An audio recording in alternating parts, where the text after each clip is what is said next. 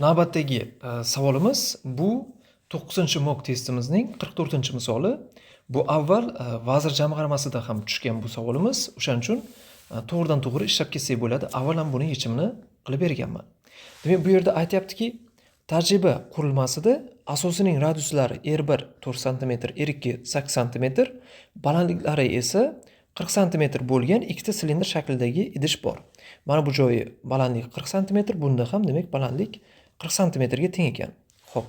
Yana nima deyapti? Yana e'tibor qilinglar. Bu yerda ikkita silindr shaklidagi idish bor. Undan keyin aytayaptiki, birinchi rasmdagi holatda muvozanat mavjud bo'lib, birinchi idish 20 cm balandlikdagi suv bor, uning ichiga to'liq botgan, radiusi 3 cm bo'lgan shar joylashgan. Ikkinchi idishda ham suv darajasi shu balandlikda, ya'ni 20 cm balandlikda va ikkinchi rasmdagi holatga o'tkazilgan, mana bu holatga o'tkazilganidan keyin birinchi idishdagi radiusi 3 ga teng bo'lgan shar suvdan butunlay chiqariladi. Ikkinchi idishning ichiga esa radiusi 6 cm ga teng bo'lgan shar to'liq botiriladi. Bu o'zgarishlardan so'ng ikkala idishdagi suv sathlari orasidagi farq h ga teng bo'lsa, o'sha h ni topishimiz kerak bo'lish shartida va ikkinchi idishdagi suv sathining ko'tarilish balandligini topishimiz kerak ekan. Demak, birinchi holatimizda men sharni hajmini topib chiqaman. Birinchi holatdagi shar hajmi, mana shu joyga yozsam. Birinchi holatda V shar bu teng bo'ladi 4/3 ko'paytirilgan pi ko'paytirilgan. Birinchi holatda radiusimiz 3 ga teng edi.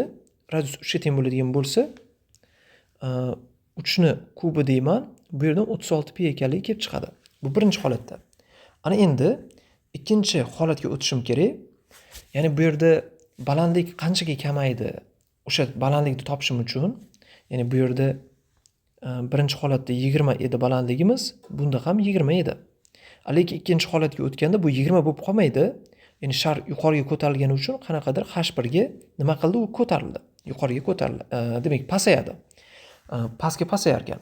Shunda birinchi idish h1 ga pasayadi, ikkinchi idishimiz esa qanaqadir h2 ga oshadi. Ya'ni h2 qo'shilgan 20. Bizdan aynan h2 ayrilgan h1 ni so'rayapti. Pasaysa h2 qo'shilgan h1 ni so'rayapti. Xo'p, h deganimiz shunga tengda. Endi buni hisoblaydigan bo'lsak, nima hosil bo'ladi? Xo'p. Birinchi holatda ko'tarilgan h ni topishim uchun men nima qilaman? h1 ni topish uchun meni qiladigan ishim o'sha 36 pi ni tenglashtiraman. Uning demak, asosiy radiusi 4 ga teng edi. 4 ni kvadrati ko'paytirilgan pi ko'paytirilgan yana h1 balandlikka. h1 ga tenglayman. Mana shunday qiladigan bo'lsam, bu yerdan h1 ni topadigan bo'lsak, h1 teng pi la qisqaradi, 4 ni kvadrati, shunda bu 9/4 ga teng ekan birinchi holatda. Endi ikkinchi holatdagi v sharni topadigan bo'lsam, ikkinchi holatda v shar deganimiz nimaga teng? 4/3 ko'paytirilgan pi ko'paytirilgan 6 ni kubi. Buni hisoblaydigan bo'lsam, 6 ni kubi 36 ko'paytirilgan 6. Xo'p. 4/3 ko'paytirilgan 216 ko'paytirilgan yana nima? Ko'paytirilgan yana pi ni o'zi. Buni hisoblaydigan bo'lsam, bu bilan bu ketdi 72. Bu demak 288 pi bo'lib ketar ekan. 288 pi. 72.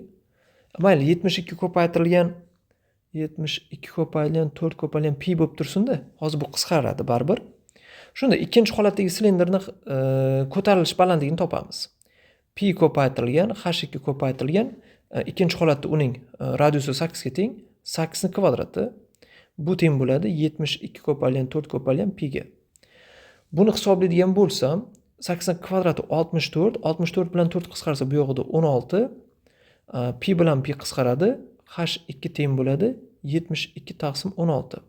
Bu yerda har ikkalasi 8 ga bo'linadi. 8 ga bo'lsam 9, bu esa 2 bo'ladi. 9/2. Mana biz h2 ni ham topib oldik.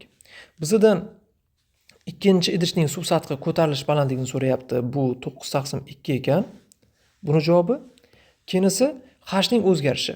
Hning o'zgarishi ikkalasini ayirmasi emas, balkim ikkalasini yig'indisi 9/2 qo'shilgan 9/4. Bunga demak 2 dan bo'ladi 18 27/4 bo'lar ekan. Buni mana shunday ko'rinishda yozib qo'yganingiz ma'qul. Bu o'tga aynan kasr ko'rinishida joylaganmiz. Javob 27/4 bo'lar ekan.